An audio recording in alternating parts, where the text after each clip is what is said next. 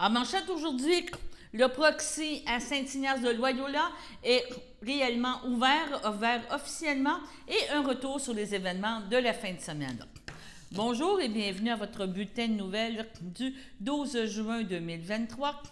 En premier lieu, on va vous parler aujourd'hui du proxy de Saint-Ignace, donc le dépanneur proxy et la station de service SO. Pas SO, excusez-moi, Arnois, a ouvert officiellement aujourd'hui ses portes. Nous avons eu la chance de pouvoir rencontrer M. Serge Arnois, président de Arnois Énergie, et aussi M. Jean-Luc Barthe, maire de Saint-Ignace. On parle ici d'un investissement de 4 millions et ça représente aussi l'ajout de 2 emplois pour un total de 10. Écoutons l'entrevue que nous avons réalisée.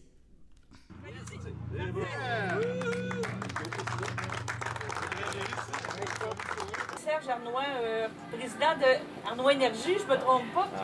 Et Jean-Luc Barthe, maire de Saint-Ignace. Bonjour à vous deux. Bien, bonjour, bonjour. On vient d'assister à un petit peu de ruban, mais c'est spécial parce que l'investissement qui a été fait ici à Saint-Ignace avec la nouvelle station Arnois et le dépanneur Proxy, c'est beaucoup de sous, c'est un gros investissement. Là, on connaît un petit peu comment ça peut coûter aujourd'hui, mais c'était vraiment, je dirais pas un guess, mais je pense quelque chose. Non, pas un...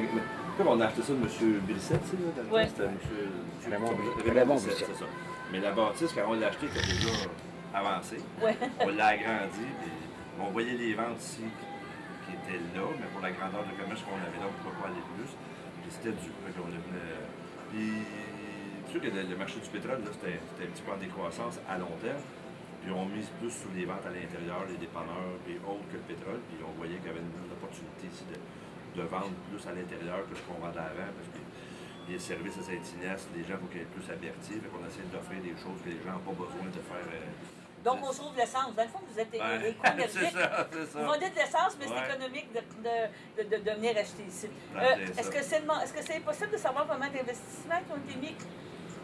Par cœur, je ne sais pas, là, mais ça doit être entre 3 et 4 millions, là, je ne sais pas, c'est pas long aujourd'hui. Ça va pas. Ça va vite. Est-ce que c'est le nouveau design on pourrait dire des dépanneurs d'avenir quand vous travaillez avec ces projets-là? Parce qu'on voit qu'on a vraiment une offre de service qui est très, très augmentée, on va dire. On est loin du petit dépanneur avec les chips, les liqueurs, puis un petit peu de chocolat, de bonbons, puis tout. Là. Mais c'est le but. Mais c'est pas partout qu'on peut faire ça. On n'a pas le terrain tout le temps partout. Ou des fois, on fait avec des bâtisses existantes qu'on ne peut pas rénover. Mais le look, c'est le même. L'offre de produits ici est quand même un peu plus diversifiée que la moyenne. Surtout qu'on n'est pas dans un cours comme toi, à l'Assomption, on est indépendant, on est dans le cours du métro. Ben, on va vendre un peu moins d'épicier, tandis qu'ici, ben, on a le métro quand même, aller-retour c'est 20 minutes, mais on essaie d'offrir de quoi pour combler les ventes. Mais on a une offre. Ici, là, c'est probablement un de nos dépanneurs avec l'offre la plus diversifiée qu'on a. Vous avez une bonne gestionnaire aussi, je pense, qui était d'expérience en alimentation et tout. Ouais. C'était important de prendre quelqu'un local, quelqu'un qui était impliqué dans la communauté. Oui, c'est notre modèle d'affaires. C'est sûr que là, on est modèle d'agent. Présentement, l'agent est propriétaire de son inventaire, c'est ses employés, mais la bâtisse nous appartient. Même anciennement, quand on avait un modèle de gérant, c'était souvent des filles des îles qui géraient ça, ou des gars, les Janie qui ont déjà géré ici, qui viennent de la place, etc. Pour nous autres, c'est important d'avoir du monde. Monsieur Barthe, vous devez être très content d'avoir un investissement comme ça dans Saint-Ignace, d'avoir une offre de service qui est importante. Bien, on est satisfait, on est plus que satisfait. Quand tu rentres dans le dépanneur, la première fois que j'ai rentré, j'ai vu cette grande même avec tout ce qu'il offre. Vous direz qu'il offre tout bien 4-5 fois que ce qu'il y avait avant. L'autre côté, je vous ai été un petit peu dessus, c'est quand ils ont commencé à parler d'amener les traversiers à la Narette. Okay. Parce que c'est dans ce temps-là que tout était supposé de se faire. Ça s'est été retardé. Mais là, c'est fait aujourd'hui, puis on est bien contents. L'entrée est parfaite. Puis moi, je vous le dis ici, là, moi, je viens ici à tous les jours, là. Puis, il y a une auto qui est là. Vous venez aux nouvelles ici à tous les jours? Ben, c'est pas directement là. On vient raser un petit peu plus, ben, je vous le dis, là, puis si on voyait ça avant, là, il y a une auto qui passe, il y a une autre qui rentre. Oui. Est-ce que ça va devenir un argument de vente, vous pensez, pour les gens qui veulent venir s'installer à Saint-Ignace? Moi, je pense que oui. Il n'y aura pas rien que ça. Il va y avoir ça, vous savez, quand on a besoin de quelque chose, on dit, comme M. Arnois disait tantôt, j'ai pas besoin d'aller au métro, quand je sais qu'ils l'ont ici. Ça fait que je viens d'économiser 20 minutes en auto, j'arrive ici, je prends mon chose, je m'en vais. C'est C'était plus. C'était plus pour la municipalité. Puis une belle porte d'entrée encore. Oui, là, très pour- belle porte d'entrée. Bon, ben je vous remercie tous les deux. C'est bien apprécié d'avoir accepté de faire une entrevue. On va faire un petit tour, on va prendre des images de l'espace. Ben, merci Ah, beaucoup. ben, merci beaucoup, Merci. madame. Donc, félicitations à Arnois Énergie ainsi qu'à Proxy pour ce bel investissement, cette belle porte d'entrée maintenant à Saint-Ignace de Loyola. Hier après-midi avait lieu à l'église Sainte-Geneviève de Berthier l'événementiel, soit la remise des diplômes des élèves du 5e secondaire de PDL. En images, on vous présente un résumé très court du début de l'événement, donc l'arrivée du corps professoral, l'arrivée des finissants et par la suite le discours de M. Auclair et de Mme Plante, respectivement directeur général et directeur général adjoint de PDL.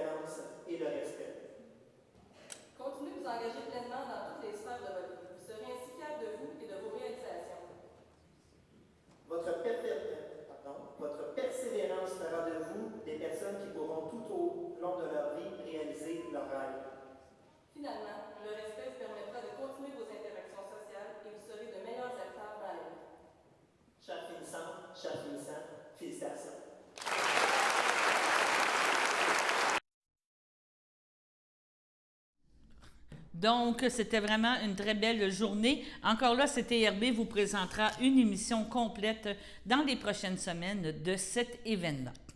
La Fondation de la santé du Nord de Lanaudière est fière d'annoncer qu'elle finance, et ça pour une durée minimale de 3 ans, le service de télévision et de Wi-Fi afin que soit offert gratuitement aux usagers du Centre hospitalier de Lanaudière. Ces 2 projets permettront aux usagers de vivre un meilleur moment de leur passage au CHDL et encadrent parfaitement le volet mieux-être de la mission de la Fondation.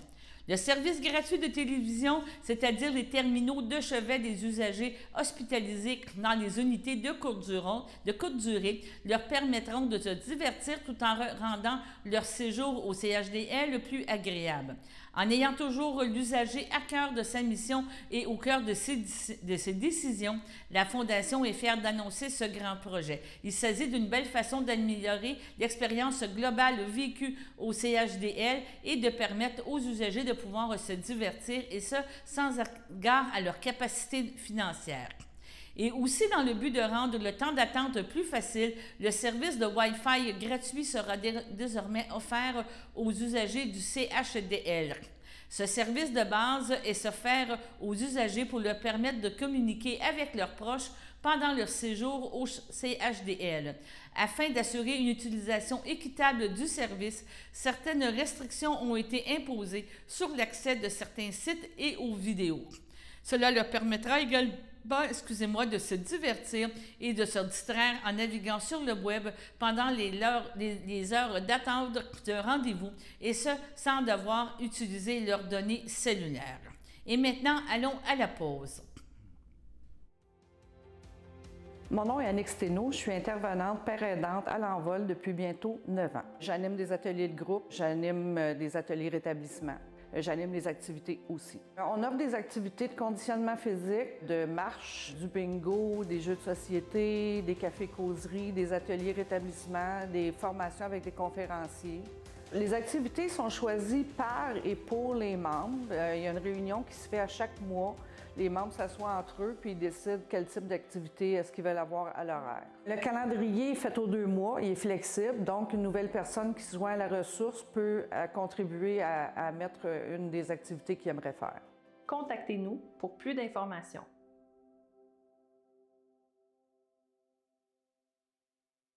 Chers téléspectateurs, vous êtes cordialement invités le samedi matin dès 9h30 à notre bingo télédiffusé de nos studios de Berthierville. Depuis plusieurs années, nos adeptes de la télévision régionale se sont divisés un montant de 600 $, disponible chaque semaine lors de notre joute de bingo à CTRB. Un amical animateur et ses joyeux compères, dont un technicien et 2 bénévoles, partagent tour à tour cette émission dans le but de vous agrémenter durant 60 minutes. Un moment de plaisir qui pourrait s'avérer payant pour vous. Vous pouvez donc vous procurer les cartes de jeu chez les dépositaires participants, et j'ai nommé à Berthierville, le dépanneur Formule 1 et le garage Pétroté, sur la rue Gilles Villeneuve, le marché IGA Extra sur la rue Gabrielle Brissette, le marché Métro sur la rue Notre-Dame et la pharmacie Proxime sur la rue Frontenac. À Saint-Ignace-de-Loyola, le dépanneur Esso sur la rue de la Traverse et le marché Aldo sur le rang Saint-Michel. C'est donc un rendez-vous hebdomadaire chaque samedi matin dès 9h30 sur les ondes de CTRB, votre télévision régionale et communautaire, maintenant en haute définition. On vous attend donc en grand nombre et toute l'équipe vous souhaite bonne chance.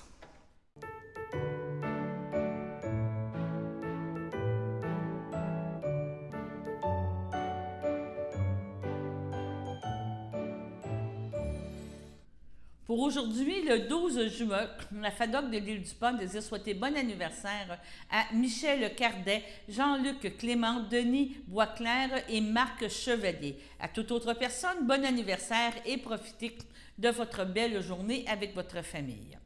Le Grand Orchestre de Joliette, qui réunissait des musiciens de partout dans la région Lanaudière, a présenté son concert annuel de fin d'année à la salle du Centre culturel de Joliette devant près de 500 auditeurs. Cette année, le thème était les musiques de films et nous vous présenterons un extrait de la musique, de la célèbre musique du film Le Parrain. Écoutons cet extrait.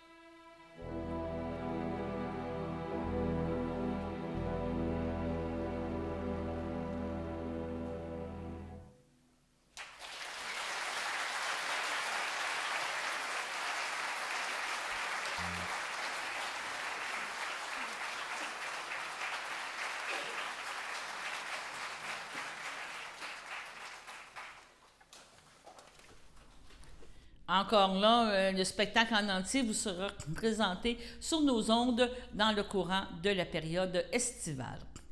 Le Centre intégré de santé et services sociaux, le CI3S de Lanaudière, la table des préfets de Lanaudière, Lanaudière économique et tourisme Lanaudière sont fiers de s'associer dans le déploiement d'une solution d'attraction de main-d'œuvre interactive et immersive.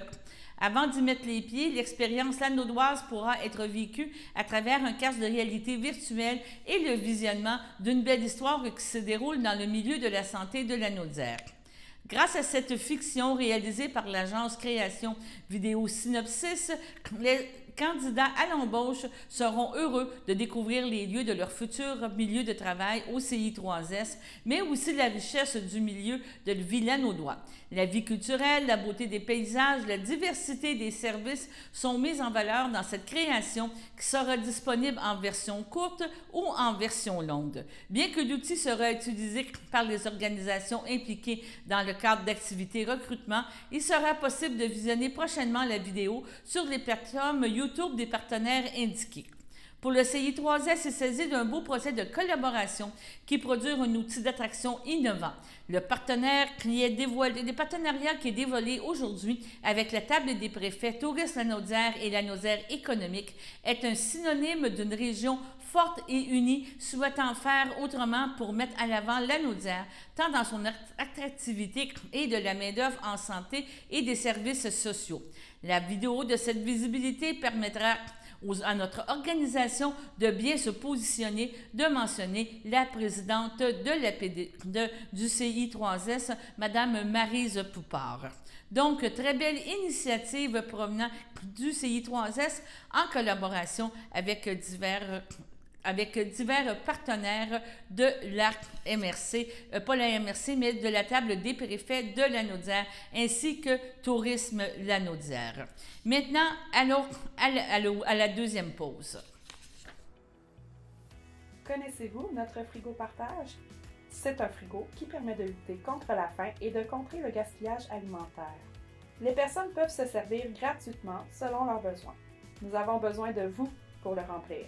Nous acceptons les fruits, les légumes, les cannages, les produits céréaliers, les produits laitiers et les denrées non périssables. Nous n'acceptons pas les plats cuisinés à la maison, les produits déjà ouverts, les produits périmés, l'alcool, la viande et le poisson. Nous sommes ouverts du mardi au vendredi de 13h à 16h et les jeudis jusqu'à 18h30. Le frigo est situé à l'intérieur de notre comptoir meuble au 555 rue Montcalm en passant par le stationnement. Pour plus d'informations, contactez Stéphanie Ross 450-836-6966 au poste 1. Suivez-nous sur Facebook.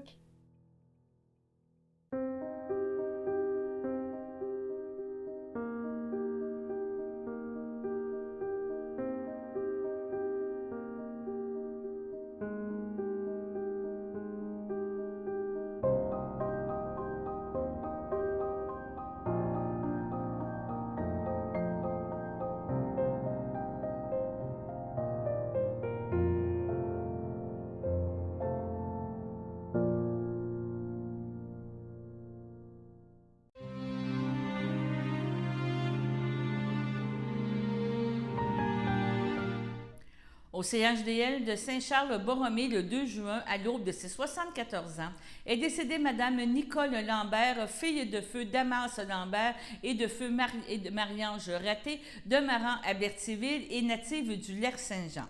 Elle laisse dans le deuil 13 enfants, Estelle Terrien, Pierre Giguère, Lily Terrien, Denis Desroches, Dany Terrien, Sylvie Garot, José Terrien, Luc Chaput, ses petits-enfants, Roxane Vizina Terrien, Daphné Vizina Terrien, Tony Terrien, Alexandre l'Italien, Vanessa l'Italien, Kevin Terrien, Jade Desrosiers, Lydia Desroches, ainsi que leurs conjoints et ses arrière-petits-enfants, Mathéo, Noah, Abigail et Cara, sa sœur, son frère, beau-frère et beau-frère, Mimi Lambert, Gaston Vallée, Jean-Guy Lambert, ainsi que plusieurs neveux, nièces, autres parents et amis. La famille vous accueillera le samedi 24 juin dès midi au complexe funéraire Efterio de Berthierville. Suivra une liturgie à la chapelle du complexe à compter de 15 heures. Les cendres de Mme Lambert seront déposées au columbarium. À son domicile, le 23 mai, à l'âge de 94 ans, est décédé M. Régent Savignac, époux de Louisette Laforêt, demeurant à Berthierville, lui ayant précédé sa fille Joanne. Il laisse dans le deuil son fils, Pierre Savignac-Lise Bérubic, ses petits-enfants, Olivier, Émilie Odette, Mathis Savignac, Justine Marion Alexandre Désy, ses arrière-petits-enfants, Loïc, Félix, Florence et Léonard, ses sœurs, son frère, beau-frère et belle-sœur, Céline Savignac, feu Marcel Corriveau, Gabrielle Savignac-Prêtre, Marie Savignac, feu Philippe Paquin, Édith Savignac, Pierrette Laforêt, feu Gilles Moreau, Monique Laforêt, feu Jean-Baptiste Arnois, ainsi que plusieurs neveux, nièces, autres parents et amis. La famille vous accueillera le dimanche 25 juin dès midi au complexe funéraire Eftério de Berthierville et suivra une liturgie à la chapelle du complexe à compter de 14h30. Les cendres de M. Savignac seront déposées au columbarium. À son domicile le 6 juin, à l'âge de 79 ans, est décédé M. Michel Lebeau, époux de Joanne Trudel, demeurant à Saint-Cuthbert. Il laisse dans le deuil, outre son épouse, ses frères, sœurs, beaux-frères et belles-sœurs, ainsi que plusieurs neveux, amis et parents. La famille vous accueillera le samedi 1er juillet dès 10h à la chapelle du complexe Eftério de Berthierville. Suivra un hommage en ce même lieu à compter de 11h. M. Lebeau sera inhumé au cimetière de Saint-Barthélemy. Et maintenant, allons à la météo.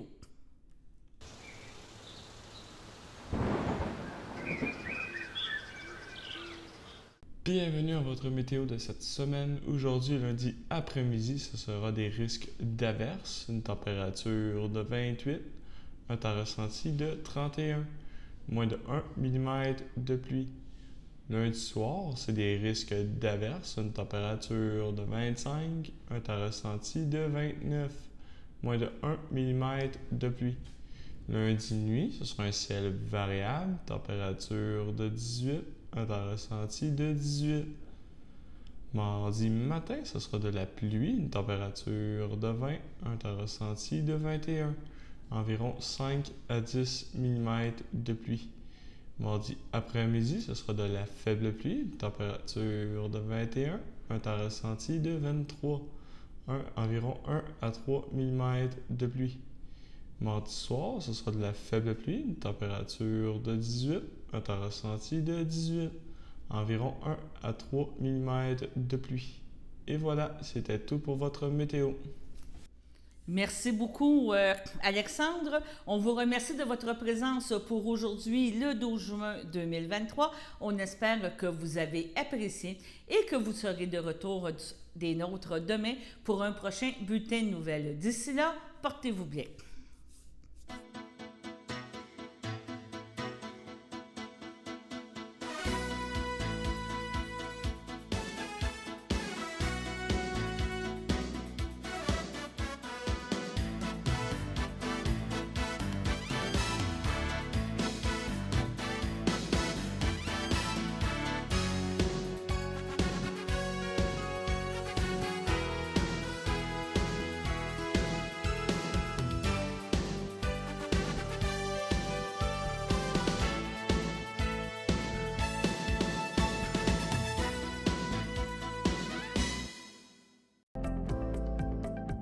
Les télévisions communautaires autonomes du Québec, ce sont les télévisions les plus importantes parce qu'elles sont proches de la communauté. On veut encourager des gens qui parlent de ce qui nous intéresse, mais aussi qui participent au développement local. Mais c'est fini le temps là, où on allait lire une affaire qui a été écrite avant hier au bout du monde. Non! Tu veux savoir ce qui se passe chez vous? Bien, ma télé préférée, c'est la télé autonome communautaire. C'est ici que ça se passe.